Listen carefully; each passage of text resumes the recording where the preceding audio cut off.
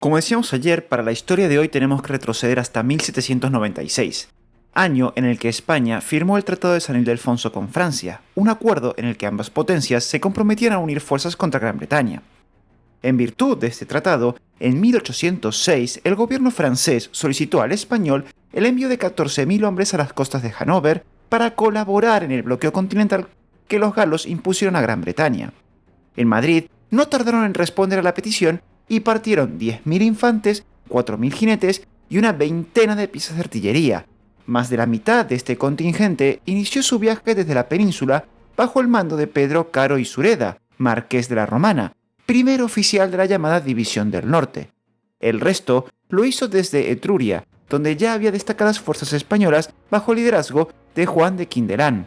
En aquellas lejanas tierras, los españoles se hicieron todo un nombre a base de bayoneta, plomo y sable, ganándose el respeto de todos, incluso de los franceses, como bien dejó escrito José Gómez de Arteche.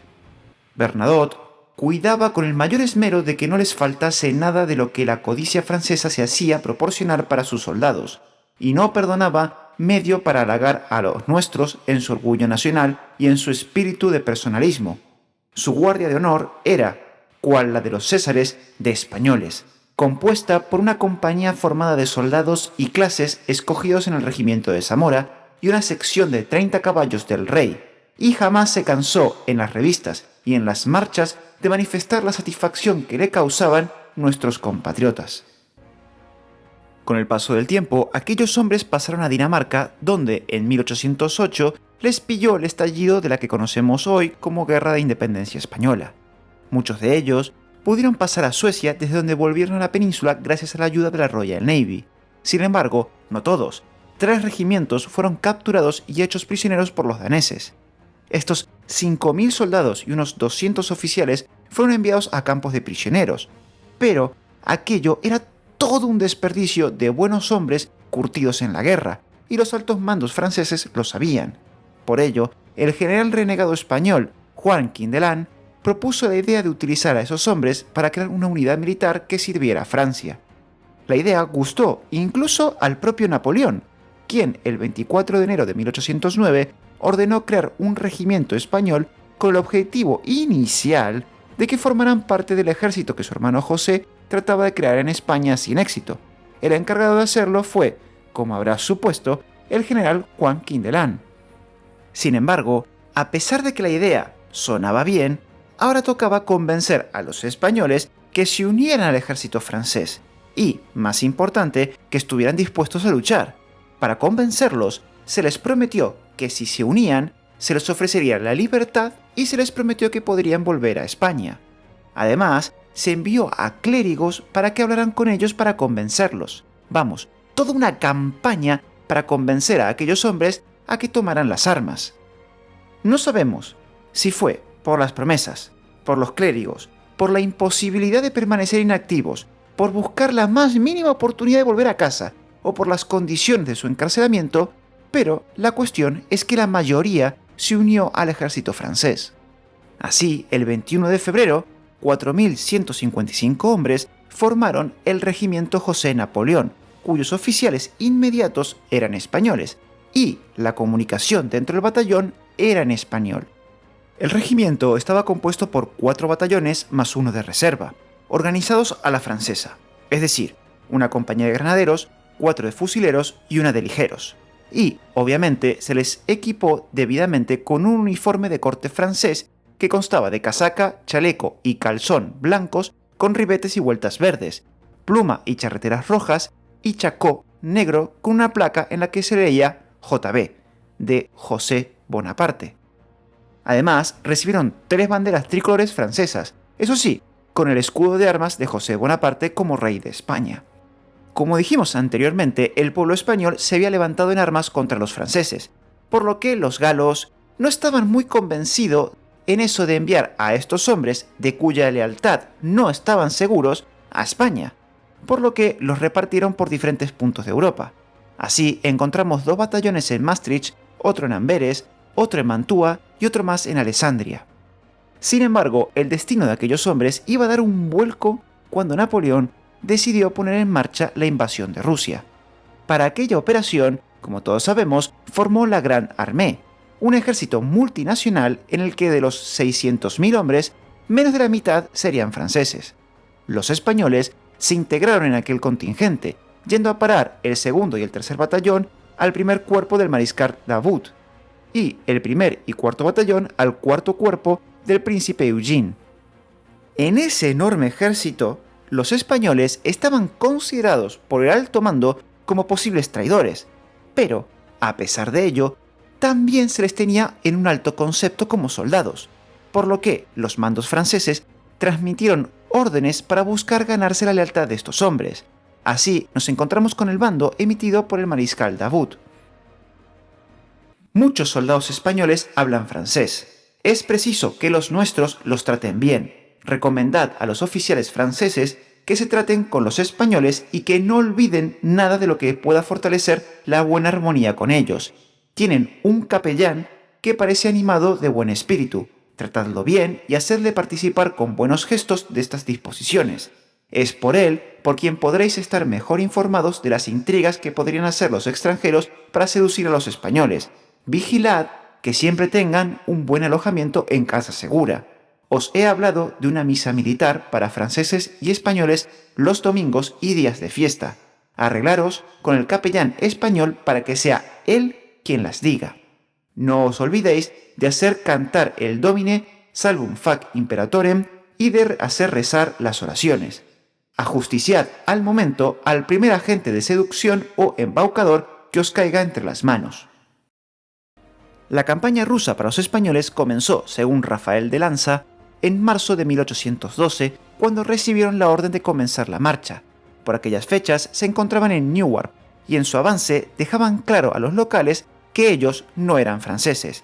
En palabras del propio Rafael: «Yo hice cuanto me fue posible para manifestar que era español, en medio de los ejércitos franceses, y que odiaba el robo y la villanía en medio de unas legiones de ladrones y perturbadores del sosiego humano». El 24 de junio, uno de los cuerpos de españoles cruzó el río Niemer para dirigirse a Vilnius, ciudad que consiguieron tomar sin hacer un disparo, tras lo cual parte de los soldados intentaron desertar, pero fueron atrapados y los cabecillas ejecutados. Mientras tanto, otros 4 batallones habían marchado hacia Pilony, jugando un papel más activo en la batalla de Vitebsk.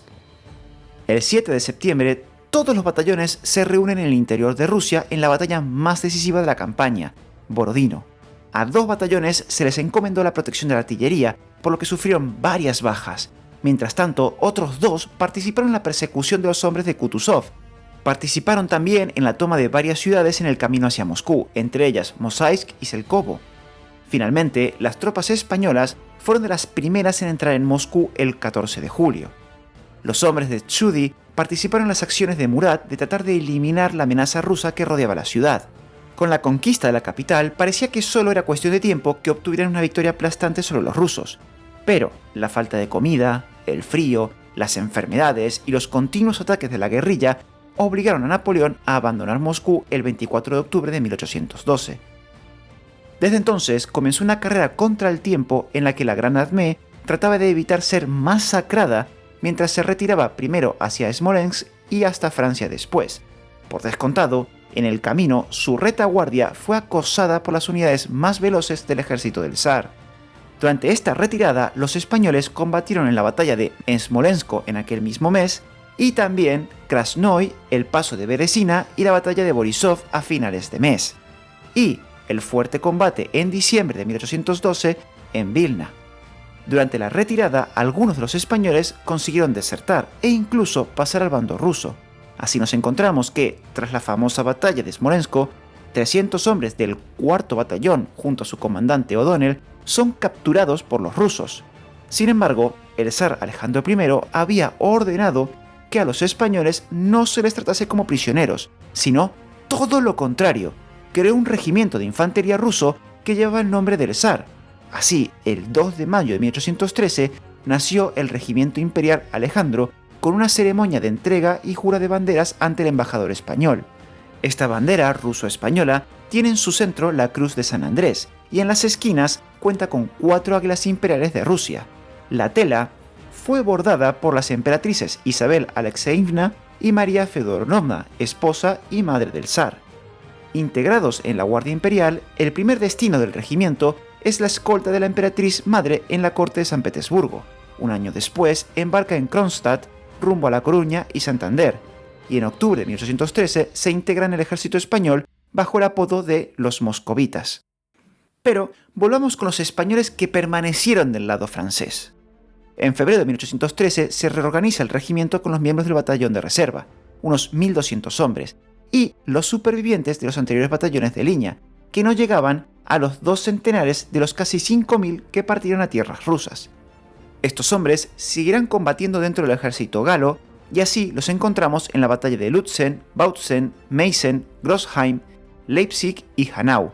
Incluso 5 españoles fueron condecorados con la Legión de Honor. En septiembre de 1813 se les asignó la guarnición de Magdeburgo y se ordena su disolución como regimiento el 25 de noviembre de aquel mismo año, y los soldados fueron licenciados un año después.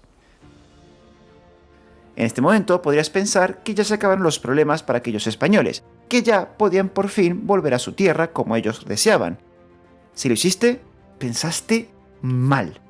Aquellos hombres se encontraron con un problema.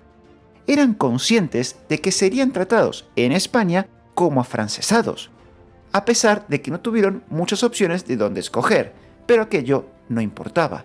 Incluso Fernando VII prohibió la entrada de todos los oficiales supervivientes cuyo grado superase el rango de capitán, y a la soldadesca, oficiales de rangos inferiores a teniente y suboficiales, se les impuso la renuncia a su graduación y la inhabilitación para poder promocionar.